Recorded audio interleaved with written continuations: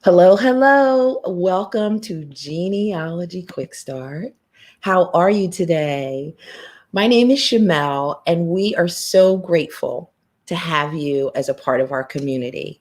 Believe it or not, genealogy research is all about community.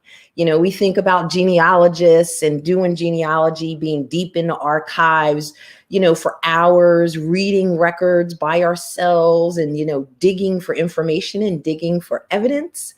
Um, we also talk about the community around our ancestors. You cannot really do research without cluster research, or we also call it the fan club, right? Fan club means friends, family, and neighbors. So to be successful, you cannot just research your direct line.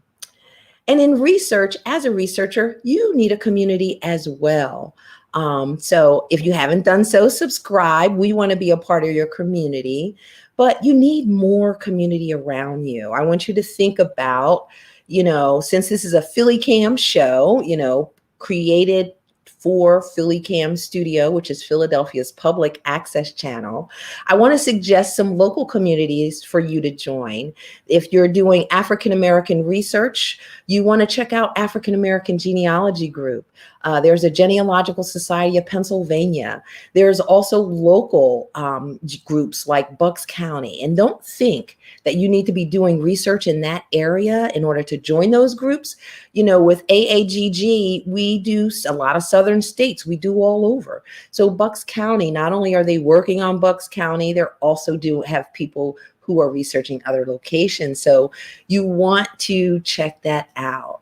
And also all over the country, there's genealogy groups. And now that we're virtual, you get a chance to access all of these groups online. So go ahead and do that. It's so much fun. And the reason I say that is because I'm in an institute this week, and institutes, which I'll talk to you more about later, are just genealogy heaven, because you get a chance to meet people who are researching the same things you are.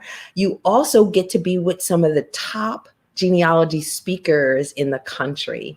So think about expanding your genealogy community, and that will help you to expand your genealogy research.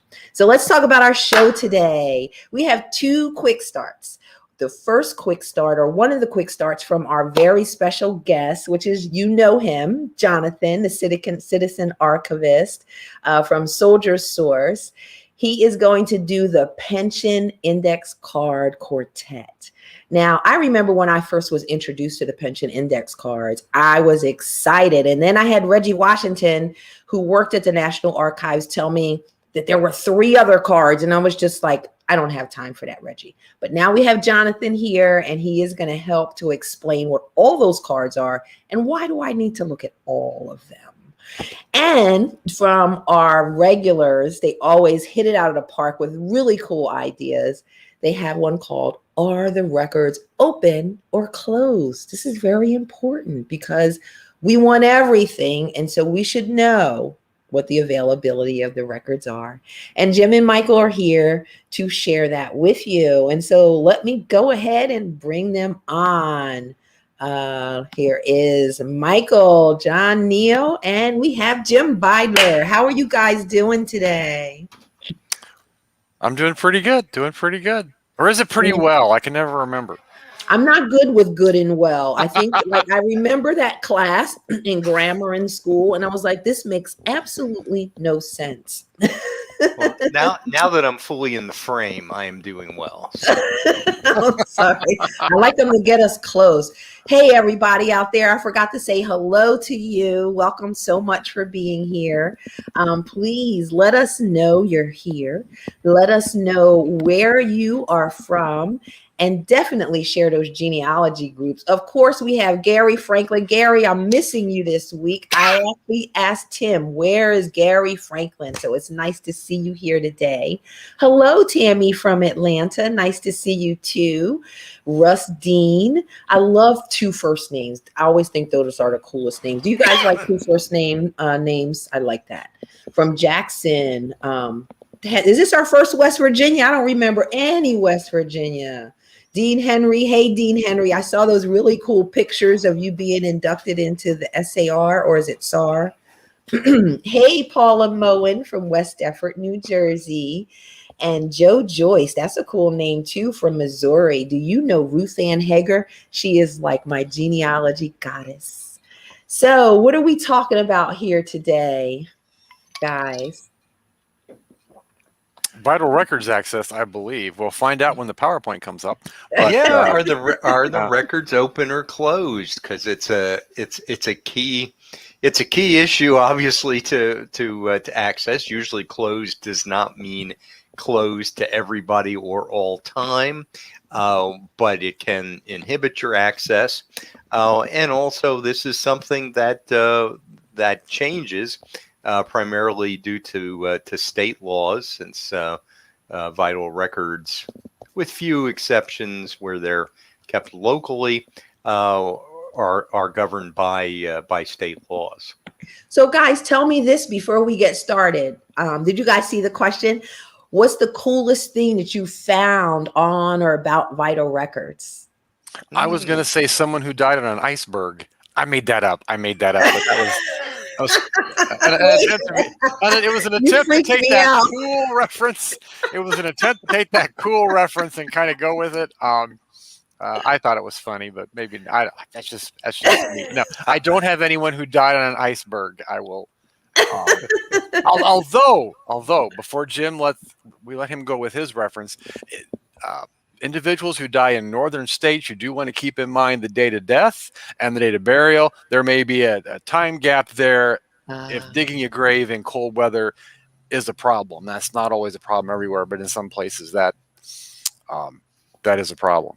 Wow, that's pretty interesting. Well, in upper New England, yeah, they keep them all on ice all winter, and then have like a memorial, a joint memorial service in the springtime. So I don't know what they did with COVID. There might have been a whole year's worth this time around. But wow. So the coolest thing, I wouldn't say it's cool, I just found it interesting, and it's kind of helpful sometimes, is like right at the turn, well, I would say, yeah, after the Civil War, when African Americans were able to get married, they were labeled. So you can find like a separate column for race, and you'll see some C's there.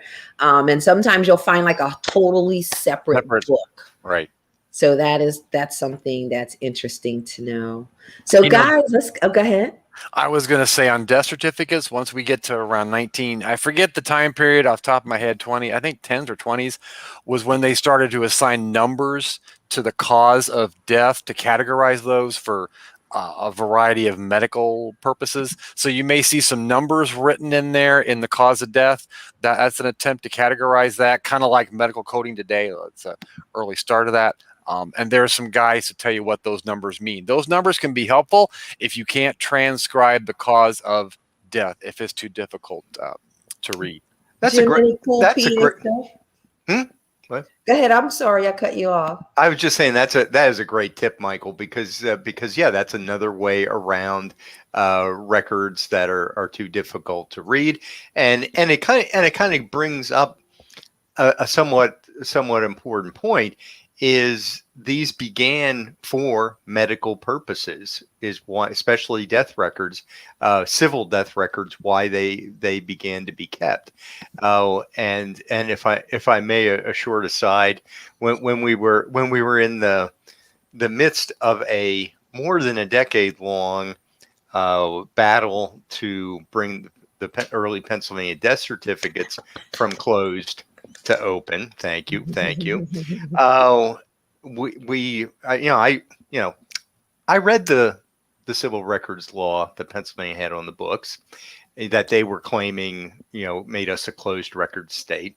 And there was clearly in there one of the exceptions to the privacy rules for certificates for research purposes.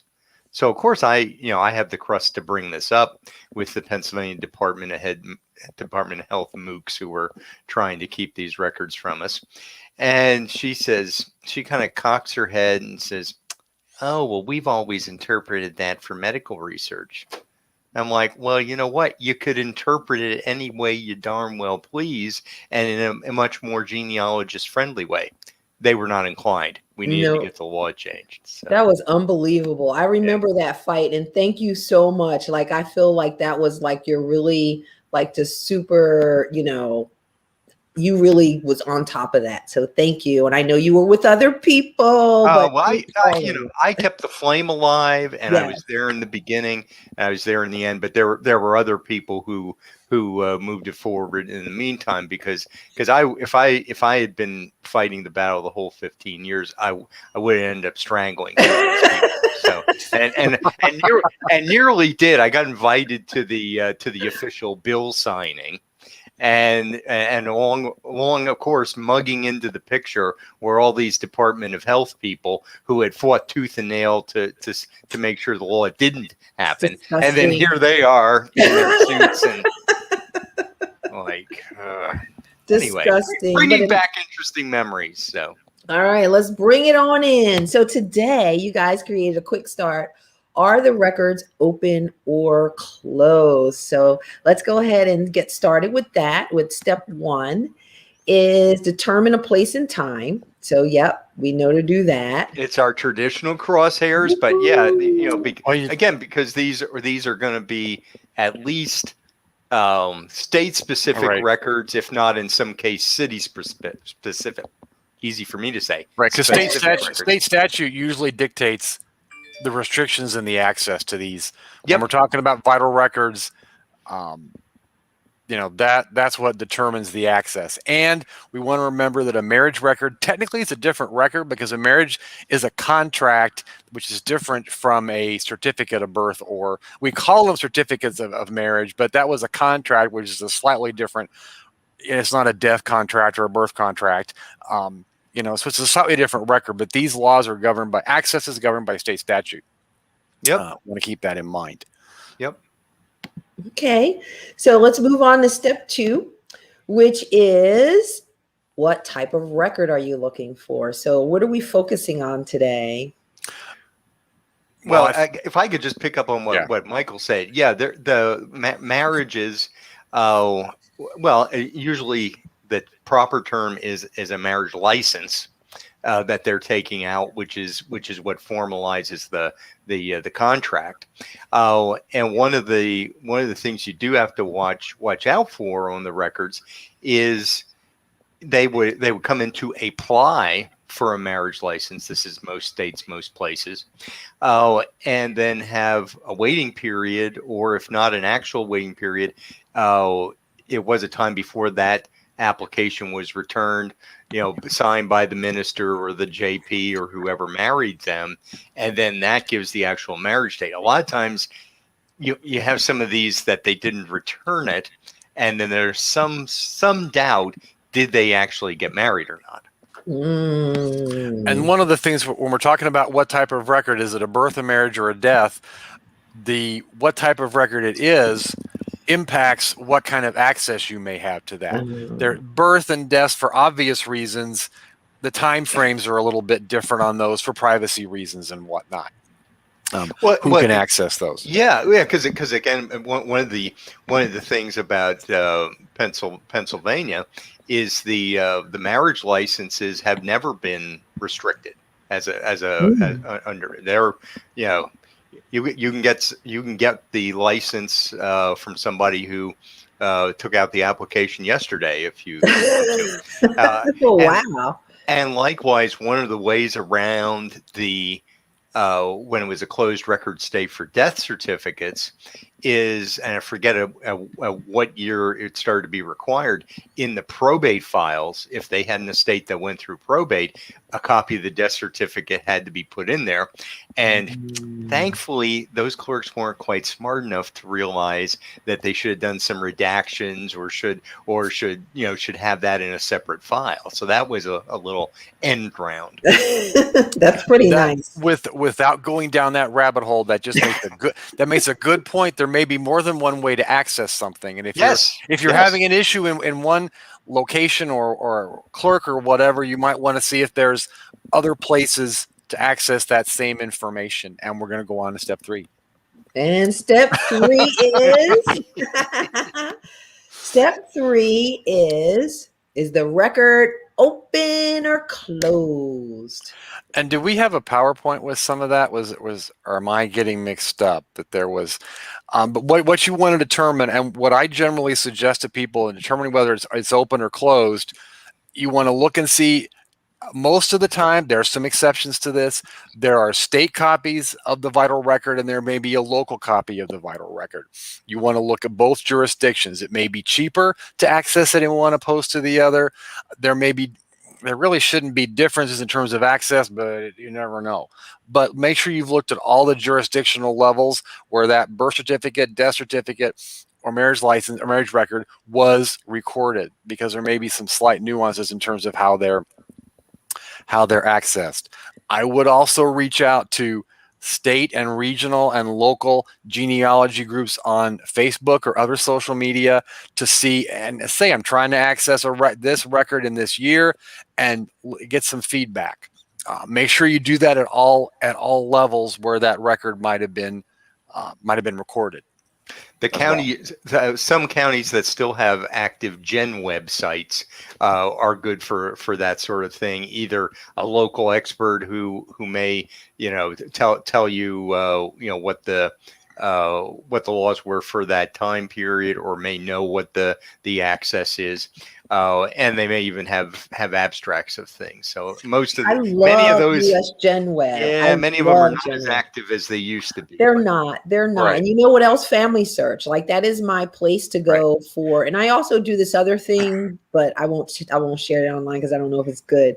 But the Family Search communities. There she goes. The Family Search community pages now that you can join, and it's a crowdsourcing answer thing. That's a real good thing. The thing you want to make certain of is if it's about local access, you get information from a local who knows that specific area. You don't want somebody from Cook County, Illinois, telling you about Jasper County down south, because I know state statute is across the board, but the nuances of that region are going to be applicable to that region. And that's true across the United States. You want a local, statewide is one thing, but you want a local who knows that region giving you information about that region, because there's a lot of nuances there.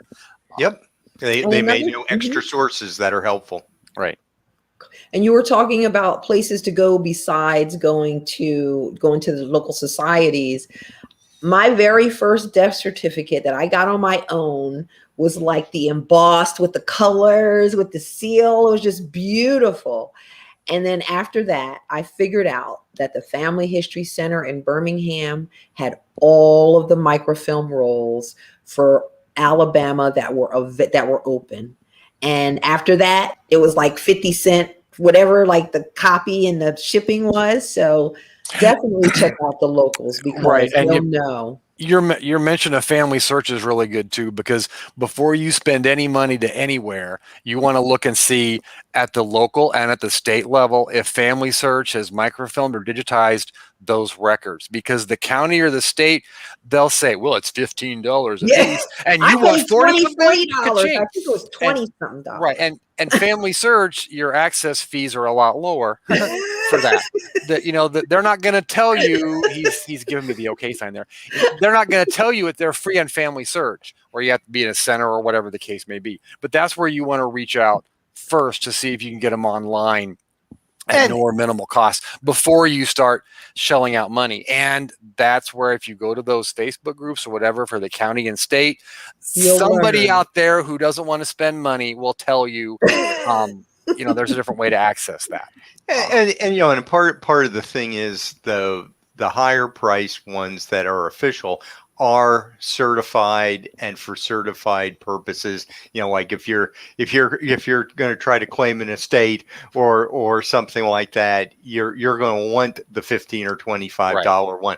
But for us as a genealogist, Mox Nix, to use we a just nice want the Pennsylvania information. Right. Rarely for a genealogy purpose do you need a certified copy. Yep. And I'm going to say one last thing that I just recently learned when I went to go get my own birth record, is to ask them to give you the exact same thing that's out of the book the original book, because they Yes. create their own little forms and they decide which fields they want to show. And you Right. say, and they had to call like Trenton to get permission to let Right. me have all of the stuff on my birth certificate. Right. But go have lunch. Yeah, you don't want to. Yeah, No. you No, but don't. that's yeah. Good, Right. A good point. genealogist does not want a certification of the record. You want the actual copy of the Right. record.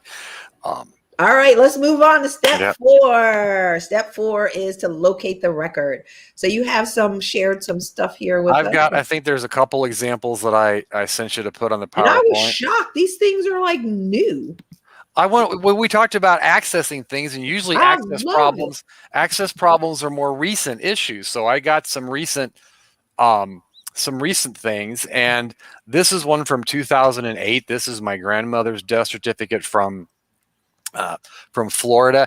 It's a good example because it's more recent. I was able to access that. I forget if at the time you had to be an heir or whatever to access Florida death records. I was, so it wasn't an issue. But I got it a couple years after the fact, and sometimes with death records, that's what has to happen. So what did you do? You just wrote for it and they just sent it to you? There was the application form was online. I might have had to. It's been a little while, so I might have had to send my driver's license. I really can't remember. But I needed this was not for genealogy purposes. This was for legal purposes. That I needed this. So I needed the copy with the raised seal. This one makes an and nothing was redacted on this. The only thing I did redact, if you go to the next thing there, the informant's name has been taken off because the informant was a trustee at the bank, which also explains in spot number 21, great grandma's name is LJ. It was TJ. The woman at the bank didn't know from Shamele in terms of these names. She probably just copied it from where grandma had written it. Grandma's T's. I love a lot of Minka. people's T's and L's looked alike. Yeah, that was his actual. So you said that this is Dorothy. Okay. Yeah. I love Mimka. Yeah, I always that's a traditional Low German Ostfriesian name. I always liked those. I'm an Ostfriesian then. I must be Ostfriesian. Yeah, I always liked those names. But this is just pretty typical of the time period. The other one, I don't know where you got that. That's not his first name, by the way. That was the file name. I was wondering where Neill came from. Yeah, that was the file name from the person that got me the certificate. Okay. That's so. So this is a recent. That's in there as an example of how errors get in things. This one was a little different in the sense it was easy to access because it had been a while. He died in 1972, so there really wasn't so much an access issue. It's in here as a great example because look at the name. Look at all the unknown information that is, from a genealogy standpoint, this is awful. Parents are unknown. His cause of death is unknown. I think cause of death is there. Marital status is unknown. You don't often see that. Wait. There's a reason. There's a reason. Sorry, I keep flipping. I'm looking to make sure. It's number 12, I think, is number 12. I think is where marital status is at. Oh my goodness. So who was the informant? Papers inside the house. Unknown. Papers. Okay, you're very, very funny, and you get a point for cleverness. But papers inside the house were what was used to get the information for the certificate. He was living with a woman at the time he died. She was having some issues, and so she was unable to really give information about him. She was, and it also wasn't sure of their relationship status either. He had been dead for, I want to say, a month or 6 weeks. And there was an investigation why am I pointing to that? You can't see me point. There was an investigation. You can see that written, it's printed there in the middle of that screenshot you've got. I was able what that meant. Okay. I was able to access the coroner's record. There's not a screenshot of that here. It took a little bit of doing to do that, but those were public records. There was a police investigation. The police investigation, a copy of that was luckily for me in the coroner's report. I didn't have to go to the police department to get that. It was in with the coroner's report. So how do you get coroner's reports really quick? Is this an easy thing to do? And is that open or closed? Do you have to go to a relative to get it? They're open because it was an investigation, so it was a court record. It took time. There was no special access. In this case, there was no special access. So who did you call? Did you just call the police station? You called I contacted the Cook. It was the Cook County. It was the Los Angeles County morgue. We've moved to the West Coast here in this example. But they still had copies of that, and that I had a researcher actually physically go there. This was COVID and all that that helped me access those. But she didn't require any special forms from me or any notarized statements or anything like that. Just name and date of death. And the lead in there was that an investigation is referenced on the death certificate. Yeah. But there were no restrictions to that. I'm picturing this phone call and the person picking it up. Excuse me, hold on. I have to put my saw down. Well, it's a large enough office. I think they have staff. They specialize. Yeah, if it's a podunk county, you might hear the buzz saw going in the background. I think Jim has watched too many movies. Probably where these are in a local courthouse. It's probably stuck in an office someplace, and a clerk answers the phone. You've watched too many movies. That's very cool. So you have that step 4, and step 5 is to document your findings. So is there anything else? Did you guys have any questions for them? Let's see. Well, I just wanted to say on the documentation, as Michael's been alluding to, there may be a state version of the certificate and a local registrar's version of the certificate.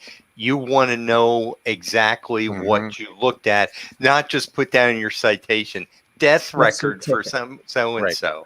Local registrar's certificate of death, state abstract of death, whatever it specifically is.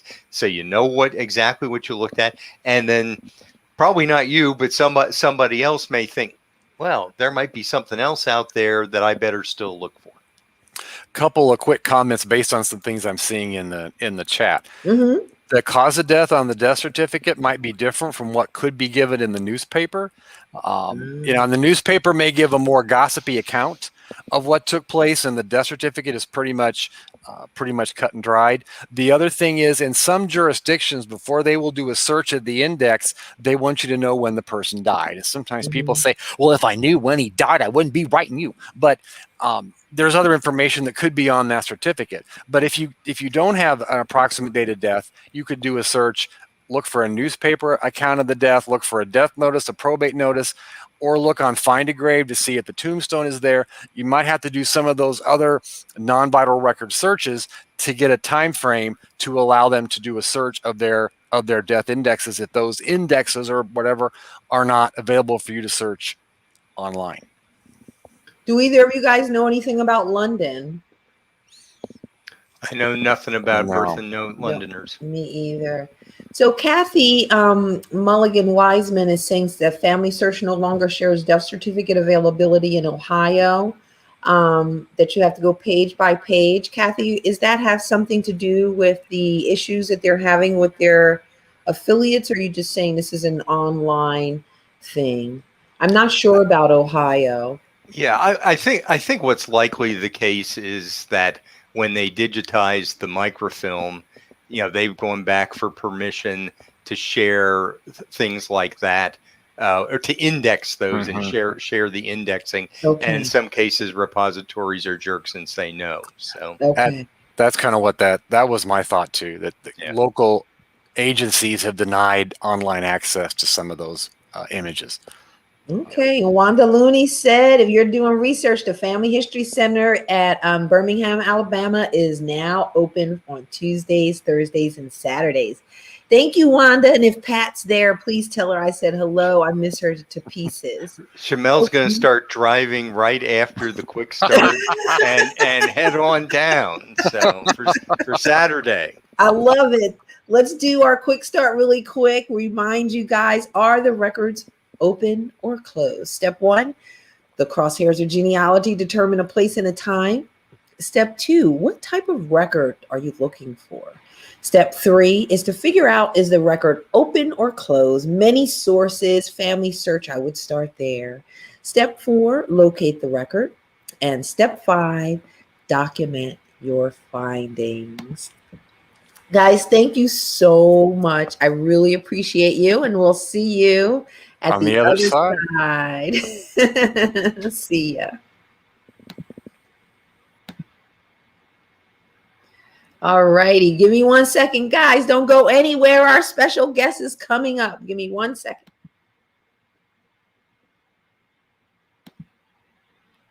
All right. Welcome to our second quick start for today. We are going to have a fantastic special guest. Sorry, I'm clicky around. This guy is just like, I hope you checked out, like we're doing these new things called Personally with our special guest, which shares with you how we know these people. And Jonathan is near and dear to me because he came into my life at a time when I really needed someone like him. He came into my life, and just because he was just so wonderful, I have become a Jonathan evangelist. And I tell everybody, if you say the word, if you say and I think you're going to say military, I say, Jonathan, you got to talk to Jonathan. So Jonathan, how are you? Hey, what's up? How are you? You can I'm evangelize on my account any day. I'm evangelizing as much as I can. Can I get a witness? Can I get a witness? Yeah, amen. You've been to church. I have. All right, Jonathan. So this was really a cool idea to talk about these pension index cards, because when I was doing my project on the Civil War soldiers buried in Lawnside, New Jersey, I had pulled as many of these as I could find in Reginald Washington. You remember Reggie? Mm-hmm. Yeah. He said, well, Shamele, you know, there's other cards. And I wanted to hurt him because I didn't know that. So I'm open to it now.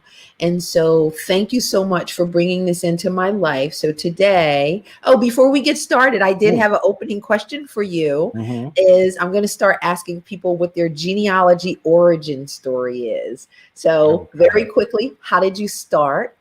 And when did you know? When was that moment when you said, I'm addicted?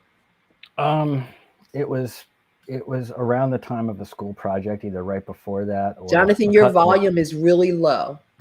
It was right around the time of the school project, either because of the school project or right before it, when I was asking my grandmother about my grandfather who died before I was born. And she wrote me this long letter detailing some of his background. And so then because of the school project, I asked for more. I got a big packet of photocopies that had been distributed like Go Grandma 10 years before I was born about the family on one side. And so I just inherited a bunch of source material that like really got me excited about it. And frankly, it was playing role-playing games that really allowed me to know how to assemble information on people. So I basically made character sheets for my ancestors.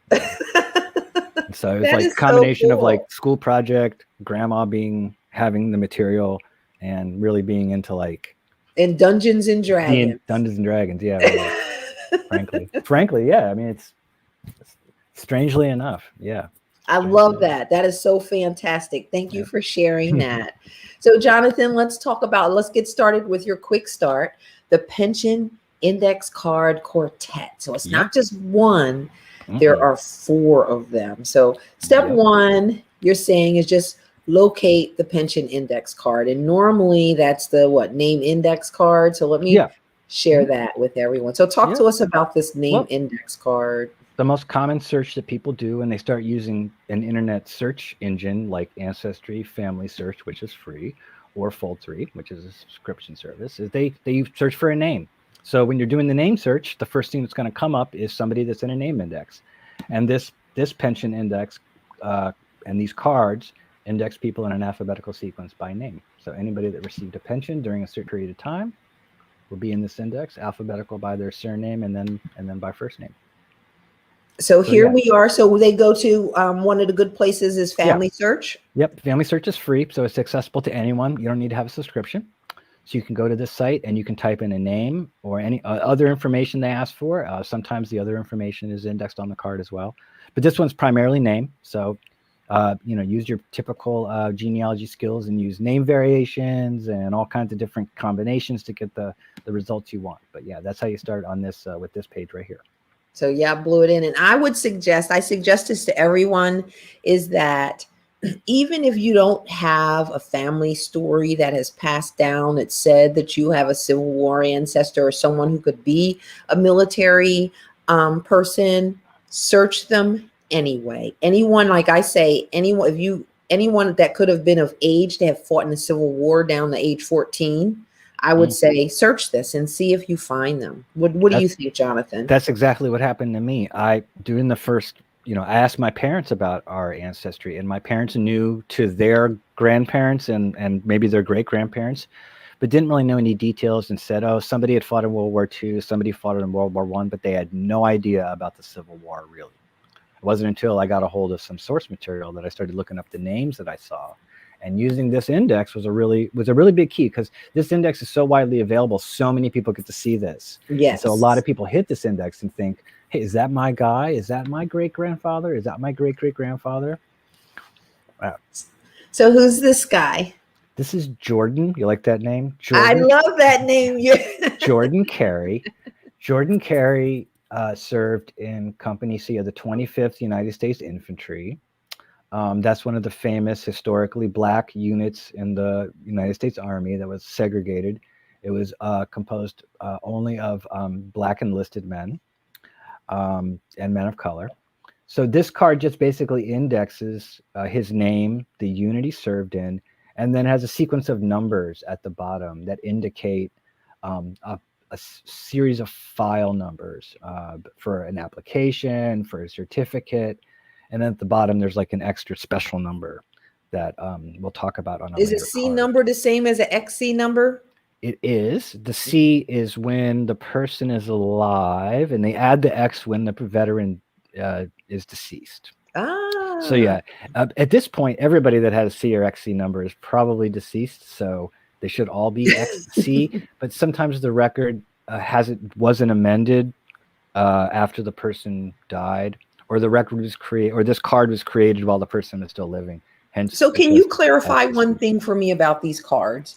I was told that these are the pension index cards. They are not the Civil War pension index. Indeed. Cards. And in fact, this soldier didn't serve in the Civil War. This soldier served in the West in the Indian Wars, in one of the Buffalo soldiers. Oh, he was a Buffalo soldier. This guy's a Buffalo soldier. So he served out West. This unit also served all over the United States, as well as in the Philippines and Hawaii and Mexico, all over the place. But typically during the time this guy served, it was in the West. So yeah, it's not just Civil War. It covers the Civil War, but it also covers people that served after the Civil War, and basically anyone who received a pension prior to 1940. Okay. This is complicated. Who received a pension prior to 1940 for service rendered prior to World War I. Okay. So it's if a guy was living beyond World War I but served in a war prior to that and was still receiving benefits until around 1940, this indexes those characters. So Jonathan, thanks for getting this make me put the seatbelt on first. Because if you would have just said all that, I would have just said, what is he talking about? But I like how you did that. So Jonathan, what if, like, God forbid that, and this happens to us all the time, that, there's multiple Carey Jordans. How do you know that this is your Carey Jordon? Well, you have to use other information that you might know about him. So you might want to look for another card. There's an additional card called the Organizational Index card. Okay. It's also available. It's indexed on Family Search. So hold on. Is that our next step?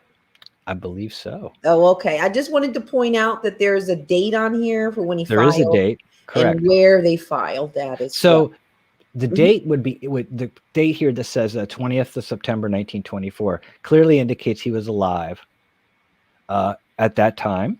Yes. The certificate number on this card, curiously, the 26th of May, 1927, which is probably the date that his certificate was approved. Wow. So Are they all the assigned. certificate numbers like that? I just noticed No, that. Oh, this is from a special period in time okay. where they had basically had reused the number so often that it was just overcomplicating the process, and so they started assigning the number at the bottom of the card Okay. the C numbers, and the certificate number, which used to be the pension number, became this sort of date code. Okay. Yeah, it's part of the complicated history of the Veterans Administration clerks. No, I love it. It's Having like to organize this information it's and like trying to cross-reference figure out it. all the Yeah. little stuff. I love it. Yeah, it's the minutia of filing clerk.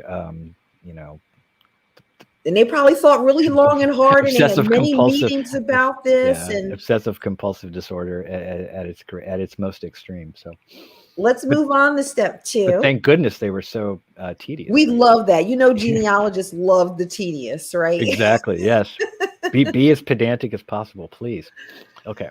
So we have step 2, which is to analyze the pension card. So you kind of just did all that. I kind of Right. I'm Sorry, the one who jumped ahead. Skipped ahead a little bit. Yeah. That was my fault, Jonathan. So there's That's lots okay. of stuff on there that you could just, as you can see. Let's Mhm. move on to step 3, which is to locate the other 3 cards, which I was Right. not ready to do. But now, you know what? Since you Right. showed me that they're online, I'm going to get the students to help me out with this next year. Great. Yeah, they'll love that. They can have a pension card scavenger hunt again. Yep. All right, so let's look at one of these other cards that you shared Yep. with So us. there's 3 other cards that index basically the same file. There's one file. There's multiple index cards that show you how to get to it. The first one we That's talked the about was the name. name, of course. Mm-hmm. And the Is next one is the organizational. So the organizational card. Now, so the first series is filed by name. So if you were to pull this off the shelf as a microfilm index, you would see a series of names. When you search it online, it's filed simply by name. This next series is filed by the organization or the unit that the soldier served in. So we said before he was a Buffalo soldier, that he was in this segregated regiment, the 25th U.S. Infantry, Company C of the 25th U.S. Infantry. Mhm. And so these cards are filed by that unit number. So Okay. you could find them by searching 25th U.S. and any regiment that has that name would be listed, and then you would see all the soldiers that served in that unit listed.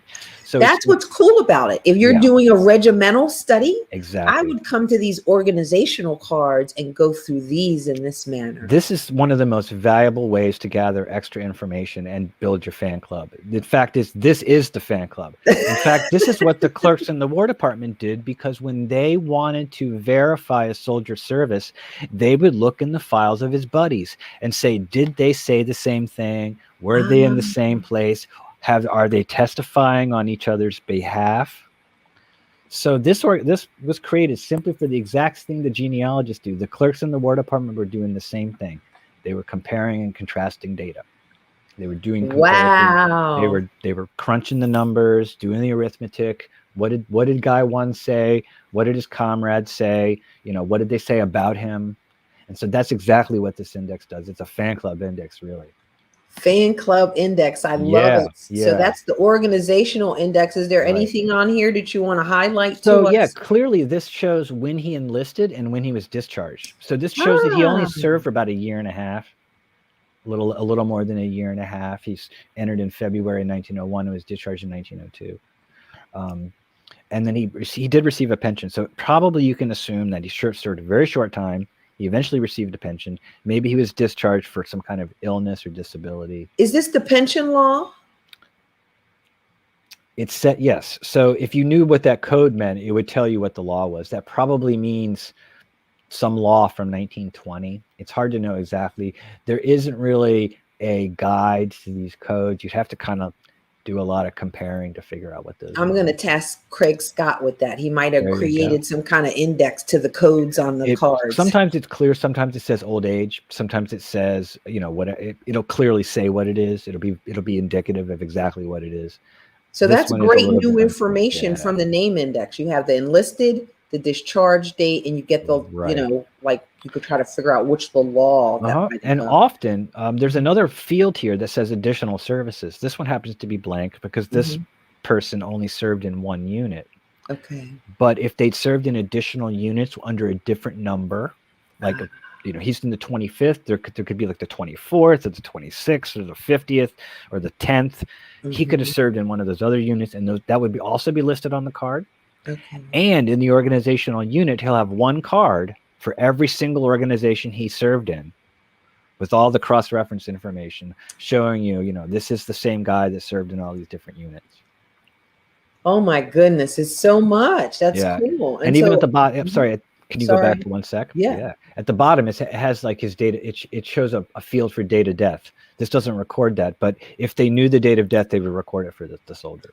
Wow, that's huge. We're always looking for that death date. Yep. And although it's not a definitive certified death date, right, you can pretty much bank on it. Yeah. That's pretty nice. These organizational cards are pretty good. They sure are. And they're available on Fold 3. And the index is on Family Search, but when you click to the image, it takes you to Fold 3. Gotcha. That would have caused some confusion. So there's the index. So then there's another index called the numerical index. Okay. And so let's say, for instance, only the number of the pension. Let's say you only knew that 52627 number. Okay. Right? You only had that part of the record. You only had that part of the card. Maybe that's all you could read off of the card. Well, you can search the numerical index and you can say, what other files match this number that I have found relating to pension files? And it will tell you who this number belongs to. In this case, it tells you this number only belongs to this guy. And it's possible that this number could belong to multiple people? It could. And that's why they have this cross-reference. Yeah, there could be multiple people with the same number. And it allows you to see, who it is. In this case, we know for sure this is just this guy. Jordon S. Carey, this is only him. Yeah. Okay. Yeah, clearly. So that would be good for maybe common names? Yeah. Like John Smith? Yeah. Well, or when you find a number that you can't quite identify, it'll tell you all the people with the number. Yeah. Yeah. Okay. And then you can just do your process of elimination to determine whether that person with that number is the person you're looking for or not. And that's on Fold 3. Correct. That's only on Fold 3 as far as I can determine. I looked on Family Search and I couldn't find it. I think I'm pretty skilled, but it's perfectly possible that I couldn't see it. And there's one more card to finish out. There is indeed. This is a new index. This is a brand new index. I've never seen this one. Okay. Well, not brand new. It's been around for a little over a year. It's been recently name indexed. It's called the VA Master Index, the Veterans Administration Master Index. And this indexes everybody that has one of those C numbers or an XC number. Yes. So what's all these? Okay, let's take a pause. I know a lot of people have heard XC numbers. Let's talk about what is an XC number again. In the 1930s, they literally ran out of numbers. They said we have to stop the sequence of numbers, or else it'll just keep going on, and we'll have to just keep adding digits, and it's going to be. So they decided to just come up with a brand new numbering system that started back at 1, and preceded by a letter C, meaning claimant. So claimant, and then there's a number. They also changed. They also didn't call it a pension anymore. It became benefits. So anybody receiving any kind of benefit from the VA would receive one of these numbers. Okay. Anyone who was still receiving a pension under any of the old laws or under any of the old file numbers, who was still receiving a pension when they enacted this new rule, which was the mid-1930s, would receive one of these numbers, in addition to all their sequence of old numbers that they had on all the other cards. Okay. So this indexes everybody that received one of these C numbers up until 1940. The reason it stops at 1940 is the index after 1940 is restricted for security reasons because of the people could still be alive. It contains personal identifiable information that we call PII. PII is protected by federal law for 62 years, and so that index is closed for now. This index is open, and you can search it. So it indexes Civil War soldiers. It indexes a couple of Mexican War soldiers, guys that happen to be living a very long time. So anybody who is receiving a pension or federal benefits from the military in the mid-1930s would receive one of these numbers. And if they got one of those numbers and they fall into that category with those dates, they get one of these cards. Okay. Jordan Carey happens to be one of those guys. So let's see what we have on here. These cards are very valuable. They contain an enormous amount of additional information that you don't get on the other records. Born. Yes, you get his birth date. We can assume from his entry date of 1901 that that's 1878. So the 5th of March, 1878. And that's probably from his own admission. There probably isn't a record of it. So we can take it as, we can probably rely on it. ENL, enlistment date. DIS, discharge date. And penciled in very lightly above that, we even have his death date. Oh my goodness. This is great. I have a whole bunch of XC. So if I have index, if I have from the name index, I have pension cards, the very first one you showed me. If I have C or XC numbers at the bottom, I'm going to have a VA master index card. Yes. And this even goes a little bit further to show his street address the last time at the time this card was created. Oh, yeah. I didn't even see that. I just went right past it. Oh, my gosh. And additional what information. What is this address? 2810 North 30th Street, Omaha, Nebraska. So, I mean, that's really important information, especially if you're trying to go do a local search. That allows you to pursue local records. This index was only available to National Archives in St. Louis, and only if you went there personally. There's only one copy of this index in existence that we know of, and they wouldn't scan it because they just were afraid to take it off the shelf. They were afraid to remove it out of circulation for any amount of time. But we worked with Family Search in the archives, and they got it done a couple years ago. It's an enormously important amazing record to be added to the collection of stuff that you can look at when you're pursuing what they call federal benefits. I love this. Oh my gosh, I can't even believe this also indexes Navy guys, Marine Corps guys, Coast Guard. Yeah, so it doesn't. So it depends. If anybody's receiving benefits after the 30s until the 1940s, this has them, and that's probably the time when there were the most veterans on the roll of any given time. This has 6 million. I mean, millions and millions and millions of guys. I can't remember. I don't even know how many. Up to the maybe the early double digits of millions of So guys. Jonathan, I did tell you that I'm in the institute and I'm learning all this stuff, and now I'm here and I'm not going to sleep this weekend pretty much because I have to go through 80 cards. Yes, it's the genealogist's nightmare. Here's a new record set. Oh no. Do I work on my marriage? Do I look at genealogy? Do I pay attention to my kids? Do I do genealogy? Do I go to work? Do I do genealogy? These are real dilemmas. Do I eat? Do I do genealogy? No. Do I? All right, let's move on to step 4. Oh my God, the time just flew away. Sorry, To document what you found.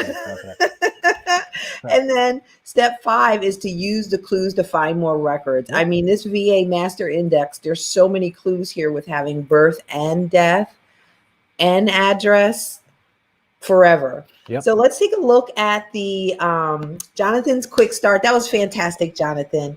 I hope you guys are enjoying this. The pension index card quartet. So step 1 is to locate the pension card or the name card that we're used to, Family Search. Then step 2 is to analyze the pension card, see what's on there that can, help you further with your research. Step 3 is to locate the other 3 between Family Search and Fold 3. You got your hands full. Step 4, document what you found. Step 5 is to find clues to find more records. There's no way you couldn't find enough clues to do that, right, Jonathan? Mm-hmm. All right, thank you, Jonathan. That was fantastic. Did you guys enjoy Jonathan? If you have questions for Jonathan, put them in there, put them in the chat. Let's bring back my buddies. Oh, hold on, wait a minute. So Jonathan, when we were talking, I haven't talked a lot about what you do, but you do Soldier Source, you do your Citizens Archivist given to you by the Archivists of the United States, right? And you worked at, you do reclaimtherecords.org. Yep, You yep. are our show's vigilante. I forgot to, that's your title here. And you worked at another place, I think where else did you work? I worked at the Daughters of the American Revolution. That was my first professional gig in the genealogy community. Hey, look at that! Hey, hey, what's up, Hollis? So I worked with that lady. Hi. I work with that saint, that genealogical saint who should be canonized. This is Hollis Gentry. You guys. I worked know with her in what we called the dungeon at the Daughters of the American Revolution. We worked next to the archival stacks, and we processed the membership applications for digitization. So, Hollis, we brought you on here to tell us something fun about Jonathan. Oh, Jonathan God. told me a lot of stories. No, we had a great time. Despite being in, they called it ironically the Love Center, and there was no love. It wasn't the Love Center. And we would have jokes about that depending on our mood of the day. But I think the best way that I like to reflect on that time, we were outliers in the genealogy sense. John had his focus and his motivations for being there, and so did I. And I think the biggest challenge was to not get caught doing what we were doing. They asked me when I got interviewed, they said, "What's your real reason for being here?" And I said, "I'm gonna find all my own people." And they just laughed. They're like, "Yeah, you and everybody else, you know." Yeah. I said, so that was a challenge, because it's like, I learned a lot with him and through him, and just being in that area. And to tell you, we did a phenomenal amount of service to the DAR with the project, because this was them moving into the 21st century. Yes, thank you guys for all your work. That's why I really have you here. Not to surprise. I want to thank you guys in person, eyeball to eyeball. One day I'll be in person. So John was doing this. He was doing it at the DAR, advocating for all kinds of things for the genealogy community. I'm talking about all the time. He's like, "Hey, I got an idea." And he was never afraid to, talk to the powers that be to consider all these projects, even after he left. And, I have been inspired by him, because, he's done phenomenal work. And you'd have to have been in the genealogy field before this time to understand all of the accomplishments that he's made in a short amount of time. I mean, I know he's been in it since he was a kid, but I think he's got everybody beat, I think, in terms of the time in which he started going to an archive. So, I mean, some of us will say, we're in our 20th century. Yeah, but John, you started as a kid, sort of. I did. At the National Archives. I went to the Smithsonian as a kid to do research. I used to ride my bike to the Hollis, thank you so much for surprising Jonathan. We got so that's what we always love. Thanks, Hollis. Jonathan, I love you, Hollis. I love you too. Thank you so much, everyone, for being here today. We hope that you enjoyed this episode. So, bye. Thank you so much. Bye. Don't leave, guys. Stay on. Okay. If I can find the button. Bye. Still recording. Yeah.